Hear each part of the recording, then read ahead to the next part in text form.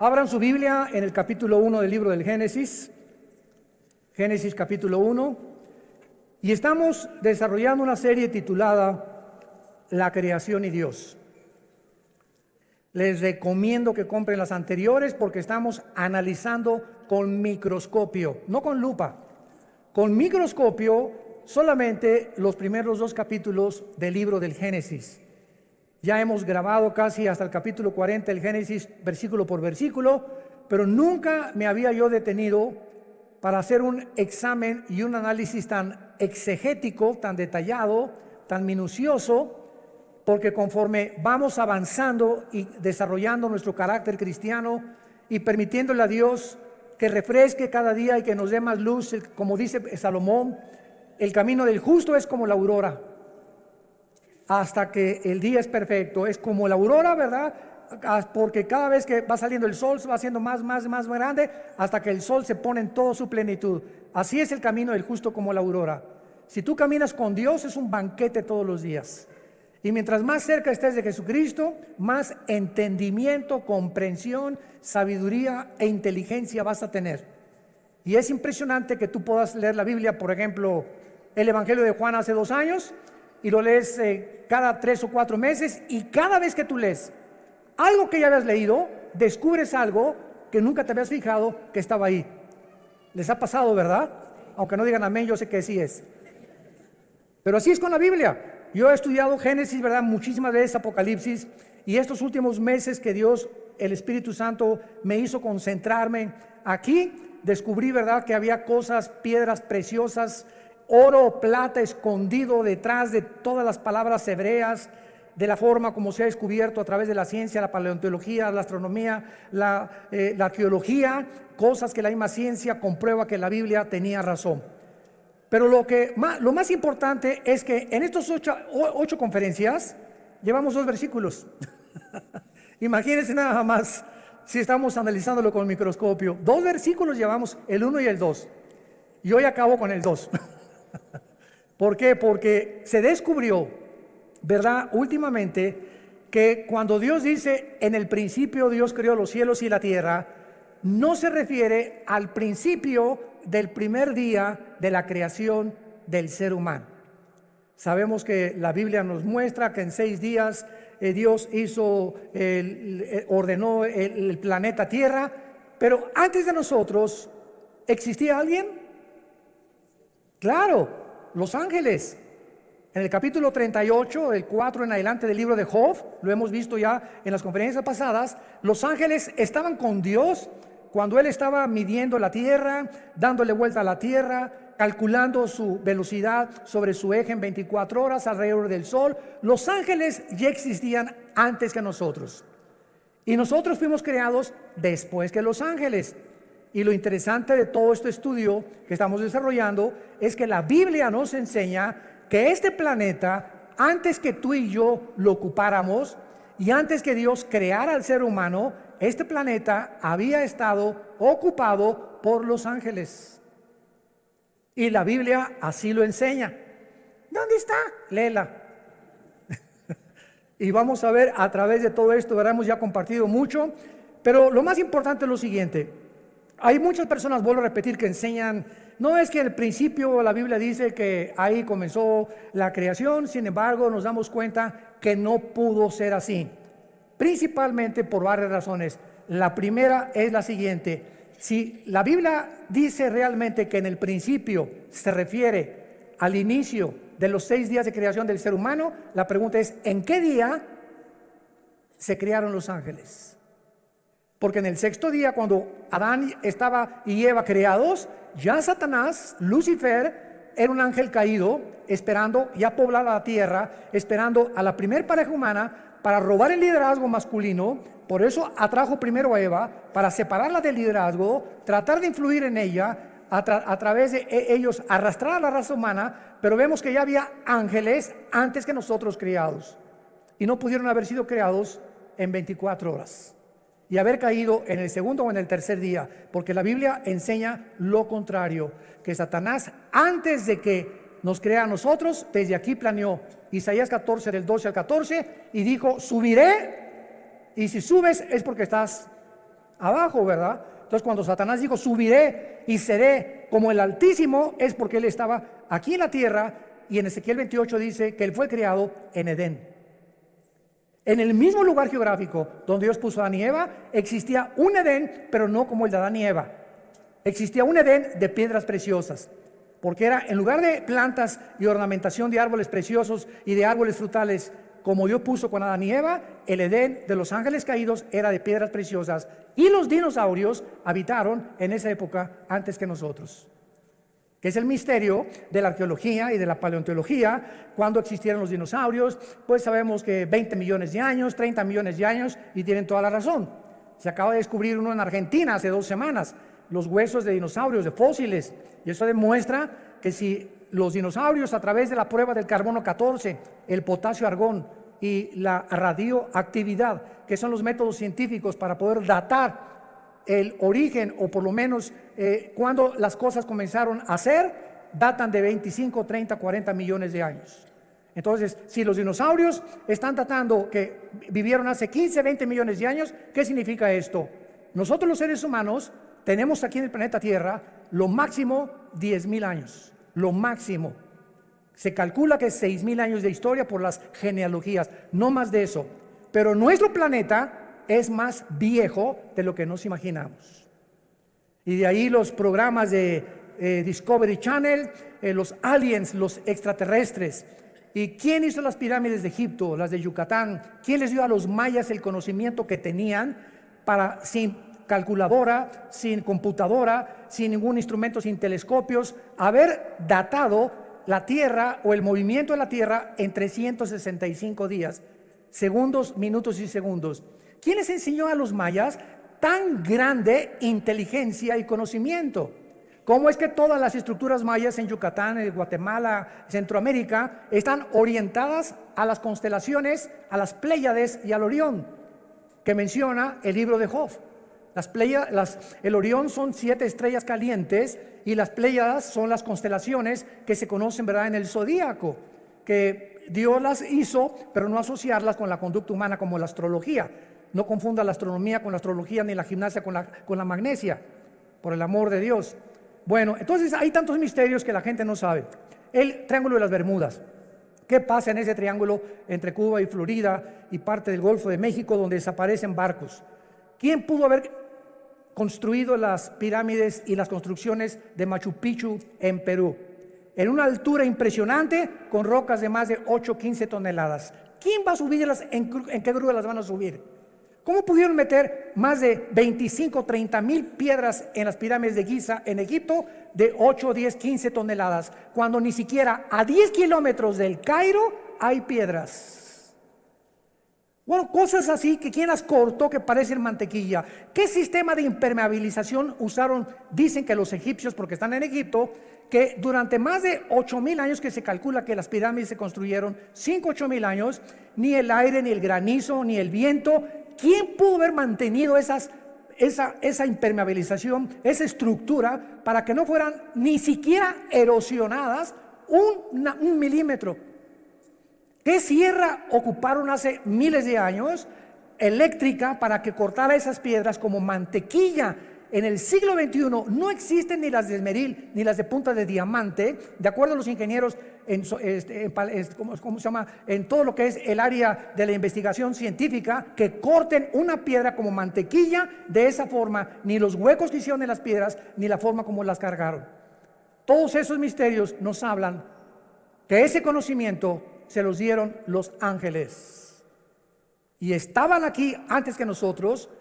Y estos ángeles siguen bajando al planeta Tierra y siguen comunicándose con ciertas personas y siguen haciéndonos creer que son marcianos, que son jupiterianos, que son extraterrestres. Y las mismas agencias de investigación, como la Organización de las Naciones Unidas, nombró hace 2 o 3 años a un departamento especial en la ONU, y es una señora la encargada hindú para investigar el fenómeno OVNI. Entonces, algo nos dice que hay algo más allá del espacio, pero la gente no sabe que la Biblia nos habla y nos dice que así es. Sí existen extraterrestres, pero no son jupiterianos, ni venusinos, ni marcianos, son ángeles caídos, con contacto con los hombres, dando inteligencia, dando sabiduría a muchas personas, con la única condición que le vendas tu alma al diablo. Y así hay artistas que son bailarines impresionantes, cantantes que son impresionantes, grupos de rock pesado que son impresionantes y que se hacen millonarios, y nadie sabe que detrás de ellos hicieron pacto con Satanás.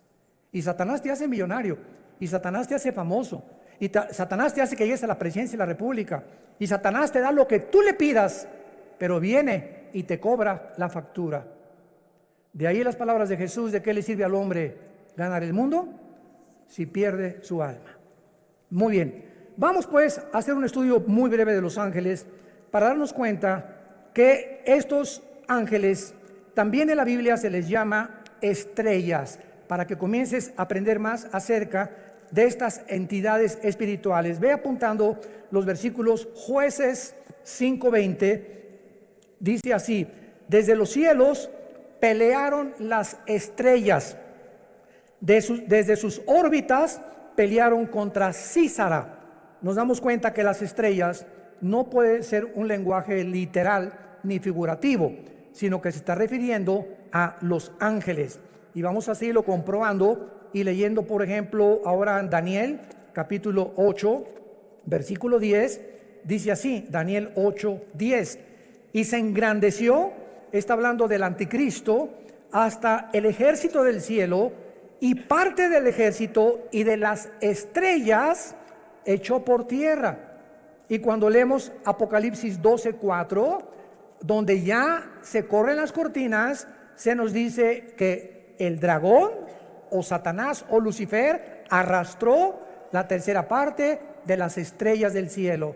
¿A quién se refiere? A los ángeles caídos. Entonces vemos en primer lugar que estas entidades espirituales, los ángeles, que existen todavía y que no son los demonios son completamente diferentes a los ángeles, habitaron antes que nosotros el universo, siguen teniendo control en muchas partes del universo y siguen en contacto con muchos seres humanos. Muy bien. Ahora vemos nosotros también muchas cosas que ya habían sido creadas antes que nosotros. Por ejemplo, el sur, el norte, el oriente y el occidente, que forman el cielo, ya existía en el principio, antes del primer día de la creación. Los átomos y las moléculas que forman la materia ya existían antes que nosotros. La tierra ya estaba colgada sobre nada. Antes que se descubriera y dijeran que estaba cargada, que Charles Atlas la cargaba, ¿se acuerdan? O pintaban la tierra sobre una tortuga, y tantas tonterías que hacían los libros de astronomía. La Biblia, en el libro de Job, ya había profetizado que la tierra colgaba sobre nada. El abismo y las aguas ya existían antes que nosotros, y las tinieblas ya cubrían la tierra. Todo esto fue creado en el principio. Ahora pongan atención, por favor. Cuando dice la Biblia, en el principio, no había ángeles, no había serafines, no había querubines, no había absolutamente ninguna criatura en el universo, ni galaxias, ni hoyos negros, ni planetas, ni estrellas, más que el Padre, el Hijo y el Espíritu Santo. Dios habita en la eternidad. Y cuando la Biblia dice en el principio, Dios formó e inventó el tiempo, porque el tiempo no existe en la eternidad. Cuando hablamos del tiempo, claro que nos imaginamos una línea que parte de aquí y decimos por sécula seculorum, por los siglos de los siglos, o sea, que nunca va a tener fin. Esto no es la eternidad. Esa es la forma en la que nosotros nos imaginamos la eternidad, algo que no tiene final. La eternidad no tiene tiempo. Velo apuntando. En la eternidad no hay la materia como la de nosotros. Y en la eternidad no hay pasado ni futuro, hay presente nada más.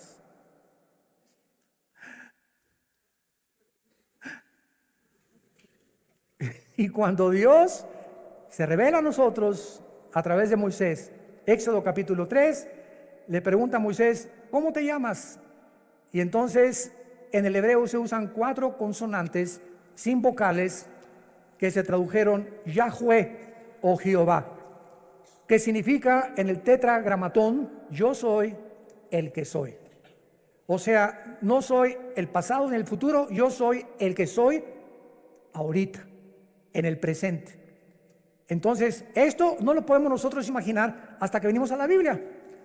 Les dije que les iba a salir humo por las orejas.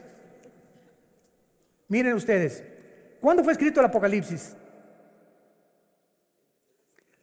Hace 2000 años por el apóstol Juan, ¿ok? Juan está hace 2000 años en la isla de Patmos, 93, 94 años de edad, se calcula que murió como a los 96, 97 el apóstol Juan. Ahí se le aparece Dios y Juan viaja en el tiempo 2000 años. Viaja hacia el futuro y ve algo que no ha sucedido y que está escrito en el Apocalipsis. Los juicios, las plagas, las trompetas, las copas, el anticristo, el falso profeta, la iglesia cómo iba a acabar, todo Juan lo ve y lo escribe aquí. Entonces Juan está escribiendo algo que ya sucedió, que no ha sucedido y que está por suceder. Les dije. O sea, Juan está escribiendo algo del futuro que ya sucedió, porque si lo vio, tenía que estar viendo algo que estaba sucediendo. Y al mismo tiempo, él estaba 2000 años antes. Y nosotros nos encontramos en medio, porque él ya dijo que ya pasó, no ha pasado en nuestro tiempo presente y está por suceder en el futuro para nosotros. Entonces nos encontramos nosotros en un universo cerrado de 4 dimensiones, abajo de la eternidad. Señor, dame sabiduría. La eternidad es la habitación donde vive Dios. Dice Isaías, Dios habita la eternidad y la santidad y con los quebrantados de espíritu. Dios deja esta dimensión que no es la de nosotros. Hasta que muramos vamos a entrar a la eternidad, aunque ya tenemos la garantía del Espíritu Santo cuando Él nos selló como hijos de la familia de Dios. Y Dios deja la eternidad y Dios crea el tiempo en el principio. Y en ese principio Dios crea el espacio, el tiempo y la materia. Y lo primero que Dios crea es a los ángeles. Y los ángeles están divididos en un rango especial. Veamos estas diferencias de la forma en la que Dios crea a los ángeles en 2 pasajes. El primero se encuentra en Efesios, capítulo 6, versículo 12, y el segundo en Colosenses 1, 16. Escuchen lo que dice Pablo. No tenemos lucha contra carne ni contra sangre. Entendámoslo, cristianos. Tu lucha no es contra tu suegro, contra tu suegra, contra tu esposa, contra tu esposo, contra tus padres, muchacho que me escuchas, contra el gobierno, contra los temas comunistas o marxistas o socialistas o nazismo o fascismo. La lucha no es contra nada que nos rodea físico de ningún ser humano, sino contra criaturas, entidades espirituales que existieron antes que tú y antes que yo existiera, que son más reales que tú y que yo, y que la Biblia les llama principados, gobernadores, potestades y huestes espirituales de maldad que influyen en los gobernantes, en tu suegra, en tus hijos, en tu novia, en tu novio, en tu esposo, en los deportistas, en los cantantes, en los políticos. Este mundo que nos rodea, que se podría llamar empírico, como dicen los ateos. Yo no creo nada de lo que no veo, en lo que no oigo, en lo que no huelo, ni lo que puedo palpar a través de los 5 sentidos. Qué reducidos y qué encarcelado estás si eres ateo. Porque hay otra dimensión que nos rodea que es mucho más real, que la Biblia nos saca a la luz y que nos muestra que si no estás tú consciente de este mundo que nos rodea, te van a volver loco tarde o temprano. Porque el campo de batalla del ser humano aquí se encuentra en la mente. Aquí está la guerra entre el bien y entre el mal, y nosotros decidimos de qué partido nos vamos a poner: del América o de las Chivas, del Barcelona o del Real Madrid. Será melón, será sandía. Es la decisión de nosotros como agentes morales responsables. Dice Efesios 6:12, no tenemos lucha contra sangre y carne, ya vivamos en el Espíritu. Dejemos, y en lugar de pelear contra tus padres, contra tus hijos, contra el gobierno, oremos. Es a través de la oración que podemos ganar todo. Es a través de la oración que cambia a tu esposo, que cambia a tu esposa, que cambia a tus hijos, que cambia a tus papás, que podemos cambiar el gobierno, que podemos cambiar muchas cosas. Es nuestra arma espiritual, la oración. Porque nuestra lucha es contra principados, contra potestades, contra los gobernadores de las tinieblas de este siglo, contra huestes, o sea, ejércitos, millones. Estos son los demonios espirituales de maldad en las regiones celestes. Dice en Colosenses capítulo 1, versículo 16, porque en Él fueron creadas todas las cosas, o sea, en Jesucristo, las que hay en los cielos y las que hay en la tierra, visibles e invisibles. Escuchen, sean tronos, potestades, todo fue creado por medio de Él y para Él. Tronos nos habla de que estas criaturas espirituales, invisibles, que la Biblia le llama ángeles caídos, se sientan para gobernar. Un trono es donde alguien se sienta para gobernar, y cualquiera que sea rey o gobernante tiene que tener súbditos, ¿verdad? Eso es lógico. Entonces hay gobernadores de las tinieblas que tienen gobernando sin que la gente lo sepa, están siendo gobernados, está siendo influido por espíritus inmundos, espíritus de maldad que quieren desviarte y abortar el plan de Dios para tu vida. Dominios son los que dominan o ejercen control sobre lugares geográficos de la tierra. Hay principado sobre México, otro sobre Canadá, otro sobre Estados Unidos, otro sobre El Salvador, sobre Nicaragua, Brasil. En cada país hay un principado satánico. Debajo del principado hay gobernadores. Y hay un gobernador en el estado de México, en el estado de Oaxaca, en el estado de Nuevo León. Y así como hay gobernados y está organizada una república, más o menos de la misma forma están organizados ellos también. Y este modelo de organización se encuentra en la Biblia, desde el libro de Deuteronomio, antes que el derecho romano existiera. Los principados son los que funcionan como los principales líderes, y las potestades, los que tienen autoridad delegada, prestada, no es de ellos. Dios permite a muchas entidades espirituales que actúen de acuerdo al gobierno que quieran tener. ¿Me escucharon?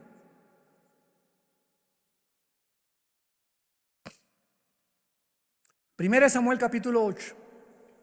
Samuel se acerca a Dios. Señor, el pueblo no quiere que tú gobiernes. Ya no quieren la teocracia, el gobierno directo de Dios, que es el único gobierno perfecto. Y entonces Dios le dice a Samuel: déjalos, deja al pueblo que ellos voten y que ellos escojan lo que ellos quieran tener. Y van a escoger, como antes no me consultaron a mí, ni me tomaron en cuenta, Dios le dice a Samuel, 1 Samuel 8, van a escoger a un hombre, y Dios profetiza lo que el rey Saúl iba a hacer con Israel. Y van a escoger un hombre que va a entrar con muchas cosas, prometiendo muchas cosas, etcétera, etcétera, y los va a acabar oprimiendo, y se van a arrepentir y se van a volver enemigos contra mí. Y fue exactamente lo que le pasó al rey Saúl. Acabó consultando brujas. ¿Se acuerdan de la bruja de Endor? Entonces Dios no puso a Saúl, Dios permite. No es que, como dice la Biblia, claro que él y está ejerciendo su dominio porque él es soberano, pero muchas veces Dios permite que pasen cosas, como por ejemplo, Dios no quiere que las mujeres gobiernen la iglesia, que sean las pastoras las que gobiernen la iglesia. El liderazgo de la iglesia, el liderazgo de la familia y de las naciones se las dio Dios a nosotros varones. Pero cuando en una casa el varón no es responsable y la mujer toma las riendas de la casa y comienza la mujer a enseñarles a los niños la Biblia y a dar lecciones de moral y a darle dirección a la casa, Dios se alegra. No es que Dios quiera que ella gobierne, pero cuando el varón abandona su posición, Dios levanta a una de las piedras, las hace hablar. Cuando en la iglesia no hay hombres, Dios levanta mujeres. En cada vez que voy a mis viajes me preguntan: ¿qué opinan las mujeres pastoras? Gloria a Dios y las bendigo, porque cuando hay pastoras es porque no hay hombres, y porque no hay hombres por lo irresponsable y negligente, que ya no supieron nunca la responsabilidad ni tuvieron el valor de levantar una iglesia a ellos, y las mujeres llegan y toman el liderazgo. Dios lo permite, pero no es su voluntad. Entendamos eso. Dios quiere que los hombres gobiernen las naciones. Y desgraciadamente, qué increíble ahorita en el siglo XXI, la única mujer en las casi 200 naciones que tenemos en el globo terráqueo es cristiana. Angela Merkel, la primer ministro de Alemania, es mujer.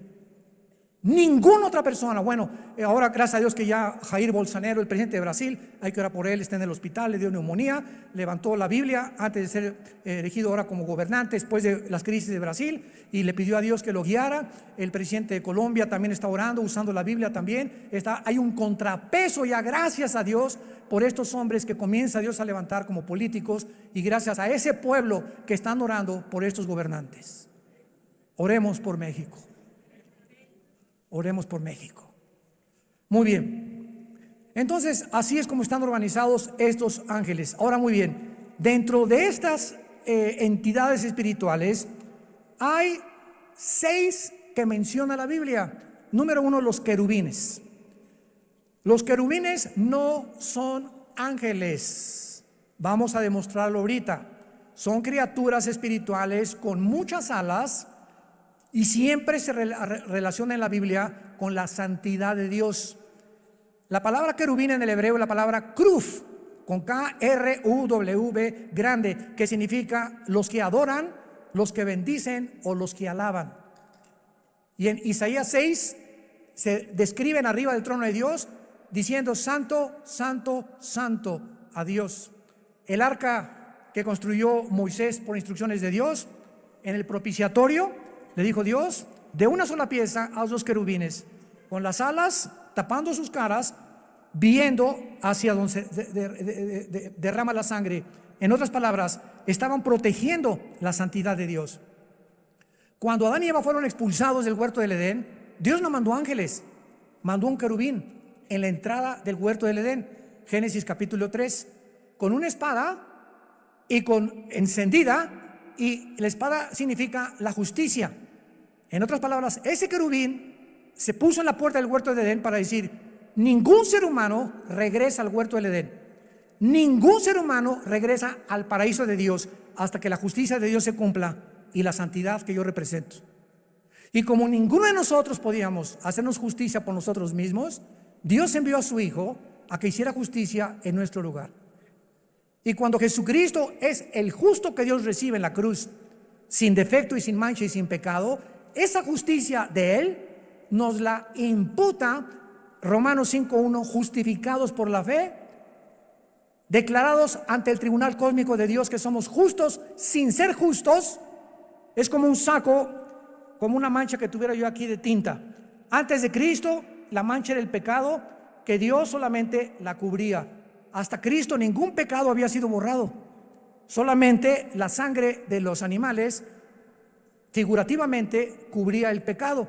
Y cuando viene Cristo, no nos viene a cubrir, sino que lava el pecado como si nunca lo hubiéramos hecho, y entonces nos da un saco que no es de nosotros, que se llama en Filipenses 3 la justicia de Dios por la fe, y en Romanos capítulo 3. Esta justicia dice que tú y yo ante los ojos de Dios somos justos porque alguien cumplió esa justicia, y Dios nos declara, siendo pecadores, santos; siendo malos, buenos; y siendo injustos, nos declara justos. ¿Y todo por qué? ¿Porque te fuiste a la villa de rodillas? ¿Porque hiciste un auditorio para los niños pobres? ¿Porque hiciste un asilo para ancianos? ¿Porque regalaste todo tu dinero cuando te moriste? No hay nada que pueda adjudicarnos la justicia. Se llama la gracia de Dios. Un regalo que no merecemos. Es el mensaje del Evangelio de la gracia de Dios. Es el mensaje que necesita oír tu familia. Papá, Dios te quiere perdonar, pero hijo, soy un borracho, parandero y jugador, me dicen el aventurero de Tlanepantla. No importa, soy una prostituta, usted no me conoce, hermano. Soy lesbiana, soy homosexual. Es más, he matado a 30 personas, he abortado 15 chamacos. No importa lo que hayas hecho. Vean nomás qué mensaje tan glorioso. La sangre de Cristo te limpia de todo lo que hayas hecho. ¡Wow! Mensaje de la gracia de Dios. En segundo lugar tenemos los serafines. Sarap es la palabra hebrea, sarap con ph al final, que significa los que arden. Los serafines son otras criaturas espirituales que arden, o sea, de pasión, se consumen con el fuego por la santidad y el amor de Dios. Es lo único que se nos da a conocer en la Biblia. Adoran sin cesar y aparecen una vez nada más en la Biblia, en Isaías 6. En tercer lugar tenemos a los arcángeles. En la Biblia se menciona a un arcángel, arc, ese prefijo que significa grande o el más grande, ángel, enviado o mensajero. Arcángel, el principal de los ángeles significa, o el jefe de los ángeles, y el nombre es Miguel. Miguel significa, el primero significa quién como Dios. Si tú te llamas Miguel, Miguelón, significa quién como Dios tu nombre. Y aparece en 3 pasajes nada más de la Biblia el nombre de Miguel, en Daniel 12:1, involucrando la defensa de los judíos; en Judas, versículo 9, disputando con Satanás el cuerpo de Moisés; y en Apocalipsis 12, del 7 al 12, luchando contra Satanás y los ángeles, y él como jefe del ejército de Dios. Tenemos en cuarto lugar a otra criatura que se le da nombre en la Biblia, que es Gabriel. Gabriel.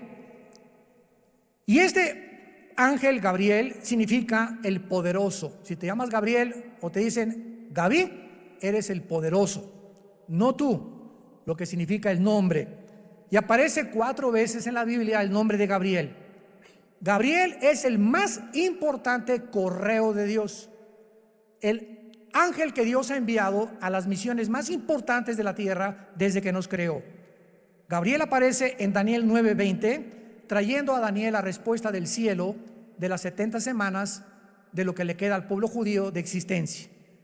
En Lucas 1:26 y 27, en segundo lugar, él es el que le revela a María, a la Virgen María, que iba a ser madre del Hijo de Dios, de Jesús. Y en tercer lugar, en Lucas capítulo 1 versículo 8, donde le anuncia a Zacarías, el esposo de Elizabeth, que era prima hermana de María, el nacimiento de Juan el Bautista. Y Gabriel ya no vuelve a aparecer jamás en las páginas del abismo.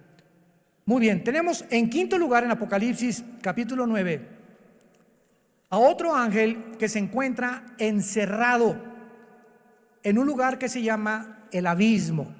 El abismo se encuentra en el centro de la tierra y es donde se encuentran todos los demonios. El otro lugar es el infierno, donde se encuentran todos los espíritus humanos. Y el otro lugar, segunda de Pedro 2:4, el Tartarus, que se tradujo infierno, donde están los ángeles caídos más poderosos. Pero aquí en Apocalipsis 9 vemos nosotros en el versículo 11 que el jefe de los demonios no es un demonio, es un ángel caído, que quién sabe qué hizo el chiquito pero se quedó encerrado y va a ser liberado con todos los demonios en el tiempo de las trompetas que comiencen a sonar, tal vez en la quinta trompeta. Y dice así, Apocalipsis 9, versículo 11: tienen por rey sobre ellos al ángel del abismo, cuyo nombre en hebreo es Abadón y en griego Apolión.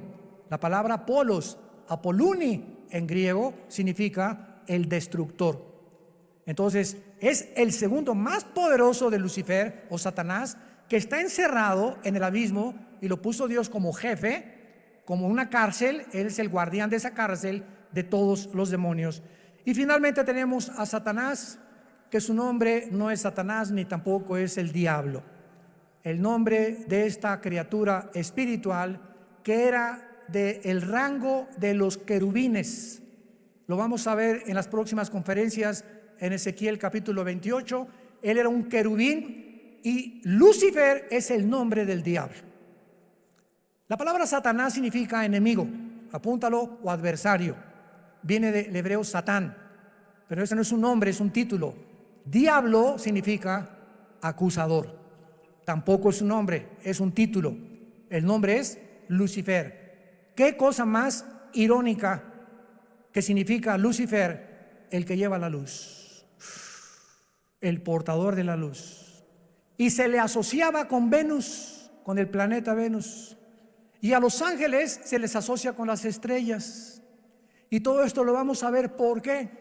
Y por qué los ángeles y Lucifer distorsionaron las Pléyades, las constelaciones de los cielos, Virgo, Géminis, Libra y todas esas que el hombre le puso a las constelaciones de acuerdo a las figuras que fueron sacando de las Pléyades, y las comenzaron a asociar para que el ser humano creyera que si eres Géminis, no te cases con una Libra. Jesús, María y José y el burrito que los acompaña. ¿Cómo podemos llegar a ser tan tontos de creer eso? Y que si eres Escorpio, no te cases con esa persona, pues, y todavía vas al periódico y no he checado mis horóscopos. Y nos llamamos seres racionales, inteligentes, creyendo que tienen influencia en mis decisiones y que de acuerdo a mis horóscopos mi destino está guiado por las estrellas. Pero eso sí, no creen en Jesús, prefieren creer en la astrología. ¡Qué increíble! La estupidez a la que el ser humano ha llegado. Profesando ser sabios, se han hecho necios. Entonces, Satanás, que es el querubín, es realmente el jefe de todos los ángeles caídos. Los querubines no cayeron, cayó un solo querubín. Los serafines no cayeron, siguen todos los serafines tal como los creó Dios. Los que cayeron fueron los ángeles, y los ángeles son simplemente mensajeros. Criaturas que vienen de la otra dimensión a la tierra, como Gabriel, como Miguel, a traernos mensajes. A Cristo lo fortalecieron en Getsemaní, ¿se acuerdan? Cuando resucitó, lo acompañaron en la resurrección a Jesucristo. Un ángel se le apareció a José y le dijo: huye con María a Egipto porque viene ahorita una persecución. Y ellos, dice en el libro de Hebreos capítulo 1, que los ángeles son espíritus ministradores a los herederos de la salvación. Tú tienes, no te imaginas cuántos ángeles desde que te levantas hasta que te acuestas. Yo tengo cantidad de ángeles, todos los cristianos, porque dice los salmos, el Salmo 37, el ángel de Jehová acampa, o sea, ahí tiene su choza junto a nosotros, su tienda de campaña, duerme, voy, me acompaña, me subo al camión, va conmigo, etcétera, etcétera, tal vez 5, 10, no sabemos cuántos, acampa alrededor de los que le temen. El momento en que tú te subes a un carro y dice la carretera, la autopista del Sol a Acapulco, 100 kilómetros y le metes 140, el ángel se baja del coche.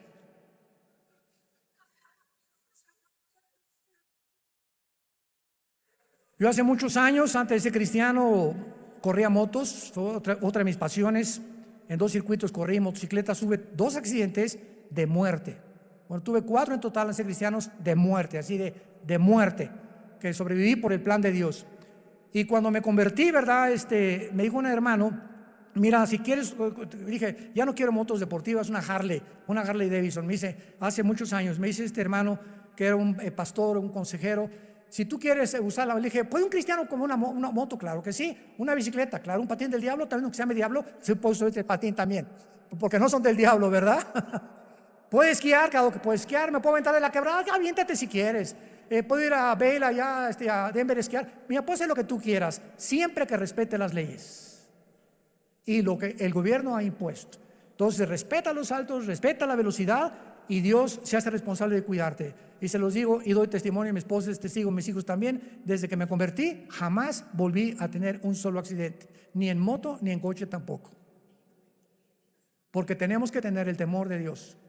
Y entonces Dios nos cuida, y sus ángeles nos van a abrir el camino y van a evitar muchos accidentes en nuestra vida, que de otra manera tenemos por querer violar las leyes de Dios. Y finalmente, existen ángeles, ¿verdad?, al servicio de Dios y al servicio de Satanás. Los decaídos que estamos hablando y los que Dios envía a los cristianos y a las iglesias. Todas estas criaturas, los ángeles, fueron creados libre moralmente, inteligentes, son espíritus del más alto rango, poderosos en fuerza, en sabiduría, en inteligencia. Pero qué increíble que dice en 1 de Pedro y en 2 de Pedro que estos ángeles que nos sobrepasan en inteligencia, en poder y en fuerza, están todos los días aprendiendo de nosotros. sea, cuando yo abro la Biblia en la mañana o tú en tu casa, ahí me están de fisgones. ¿Qué estarás leyendo, Armando, ahorita? A ver, mira lo que descubrió. ¿Tú ya lo habías visto, compadre? No lo he visto tampoco. A ver qué cosa va a escribir en la máquina, a ver esas cosas. Y porque este conocimiento Dios no se los dio a ellos, porque ellos no tienen al Espíritu Santo. Y es el Espíritu Santo el maestro. Primera de Corintios capítulo 2 del 10 en adelante. ¿Quién de los hombres conoce las cosas del Espíritu más que el Espíritu de Dios, que conoce las cosas profundas de Dios? Entonces, si alguien quiere conocer a Dios, necesita no inteligencia, no entendimiento, no sabiduría, necesita al Espíritu Santo. Y Él es, si lo tienes, es la unción, y ya no necesitas otra unción, el que nos guía a toda la verdad. Y los ángeles están aprendiendo la gracia y la misericordia, porque para ellos, escúchame bien, no hubo perdón. Segunda de Pedro capítulo 2, no perdonó Dios a los ángeles. ¿Por qué? ¿Injusticia de Dios? No. Simplemente porque estas criaturas se les dio más que a nosotros. Estaban y vivían enfrente de Dios. Tú y yo vivimos por fe. Creemos en aquel que no hemos visto, le adoramos y le bendecimos sin jamás haberle visto, más que oímos su palabra como las ovejas. Cuando el pastor agarra el cayado y golpea las piedras, ¿sabían que las ovejas son semiciegas? Una oveja ve de aquí a 3 metros, pero si aquí está la oveja y aquí está el pastor, la oveja no lo ve. Y son tan brutas y tan indefensas y tan inútiles, por eso nos compararon con ellas. Dios no se equivocó en compararnos con ellas, que no ven al pastor, pero el pastor no hay un pastor que no traiga un cayado. Y cuando el pastor comienza a golpear, no lo ven, pero siguen sin verlo.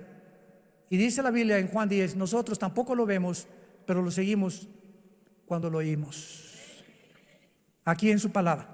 Sean hombres de la palabra y hombres del Señor.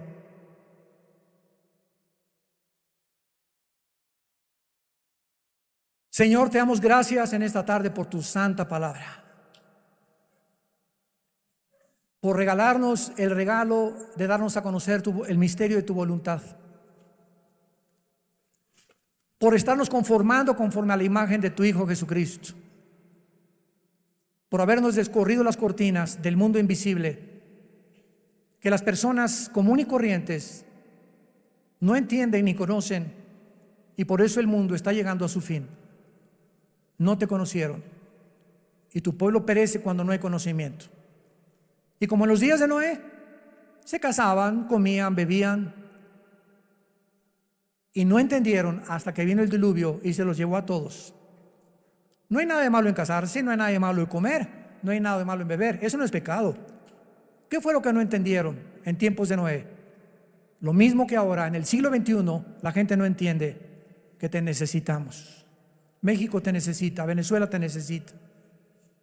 Las familias te necesitan, Señor. Cuando el ser humano llega a comprender esto, la profunda necesidad que tenemos de ti, y que separados de ti nada podemos hacer, nuestras vidas serán transformadas. Tú cambiarás nuestra familia, nuestro destino, y tus promesas son siempre el sí y el amén. Te damos gracias, Señor, por todo lo que eres y has sido y serás por toda la eternidad con nosotros, porque te pertenecemos y pronto estaremos contigo. En el nombre de Jesús. Amén. Nos ponemos de pie para la bendición pastoral. Por favor, los que quieran pueden alzar su mano hacia acá, en señal que reciben esta bendición. Los que no hay ningún problema. Que Dios bendiga tu vida y tu matrimonio. Que Dios fortalezca tu familia con la palabra de Dios, y Dios bendiga el fruto que llevas en tu vientre. Que esta criatura crezca y nazca en un hogar cristiano, alimentado y guiado por los principios de ética, morales y espirituales de la santa palabra de Dios. Que Dios bendiga a tus padres. Honra a tus padres y a tu madre para que te vaya bien en la vida. Es el primer mandamiento con promesa. Bendice, Señor, el trabajo de cada uno de tus hijos. Que la energía del Espíritu Santo te sostenga y te dé salud hasta el final de tu vida, para que tengas esa fuerza para trabajar para tu familia de una forma honesta delante de Dios. Que Dios bendiga a tus hijos, que Dios bendiga tu entrada y tu salida. Y te pedimos, Padre, en el nombre de Jesús, por México. Señor, te pedimos por el presidente Andrés Manuel López Obrador, que tú le des sabiduría, Señor. Por la secretaria de Gobernación, por todos los que forman su gabinete, estamos intercediendo hasta el trono de tu cielo, Señor, por ellos, que tú les bendigas y que les muestres, Señor, el camino que nuestra nación debe de tomar.